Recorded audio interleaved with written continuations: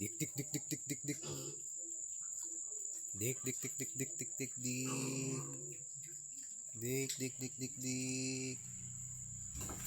Dik dik dik dik dik dik.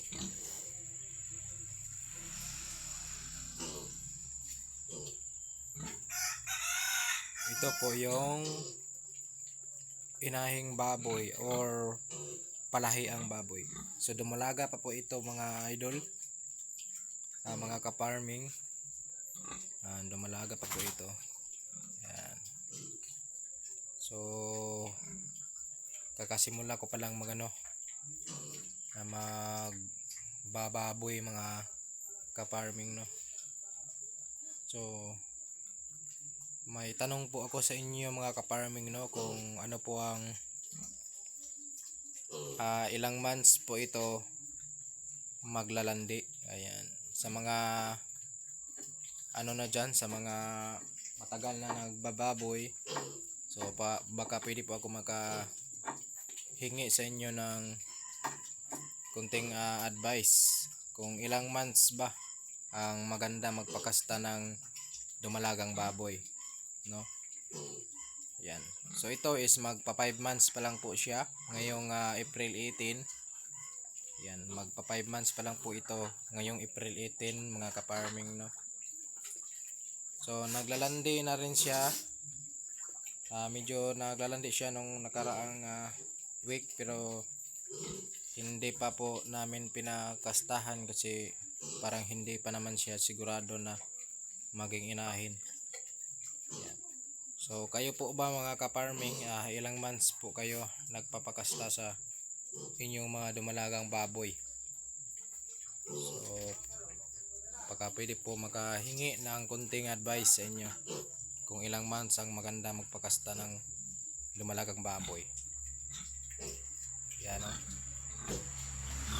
Ito is kumikilo na ata ito ng mga 90 plus or 100, no. 90 plus or 100 po ito. Kumikilo na po ito ng ganun. Pero medyo malaki na talaga siya. So hindi ko siya masyado pinakain ng marami kasi sabi nila hindi daw pakainin ng marami kapag gawing inahin, no. Iwan ko kung totoo. Yan. So ito naman yung mga tatlo kong palakihing baboy. Ayan, palakihin po ito para pang binta. Ayan, pang binta. Ayan, o. Tatlo. So ito is wala pa po itong 1 month. So mag 1 month pa lang po ito ngayong April 20. Ayan. April 20 po ito mag 1 month simula sa pagwalay sa inahin. Yan.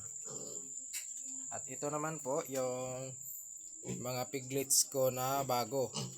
Ayan, medyo malakas na rin sila kumain, no. So ang pinakain ko dito is pre-starter, no. So pigrolak. Ayan, pigrolak. Yan, ito. Itong isa medyo malaki-laki na. Yan, dahil mas nauna po ito. Mga 1 week. Yan, itong tatlo, bago pa po itong tatlo. Ayan, kaya maliit. Burik. Yan po. Burik. Yan. Burik. Pinainom ko na din sila ng Latigo 1000. Ayan. Pinupurga. Yan, o. Pinurga ko sila ng Latigo 1000 para baka may may bulate sa kanilang mga tiyan. Kaya mas maganda na purgahin natin ang mga biik kasi kapag may bulate, syempre mabagal yung kanilang paglaki. Yan. Yan. So ito lang yung konting maliit na aking sinimulan. Ayan. Maliit na farm. Ayan, ito po yung mga pinto nila. Yan. So akin lang po itong idea ng mga pinto. Ayan, o. Yung iba kasi winildingan nila ng bakal. So sa akin is iba. Yan. Yan. Kasi mas makatipid ka dito kapag ganito yung pinto mo. And dito, may extension ako dito. Yan, malagyan din ng isang baboy kaso wala pang budget. Yan. Wala pa tayong budget, no? Yan.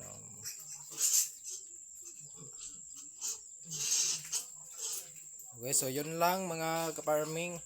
Yung master na dyan mag-alaga ng baboy.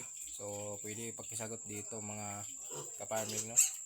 Kung ilang months natin pakastahan itong lumalaga.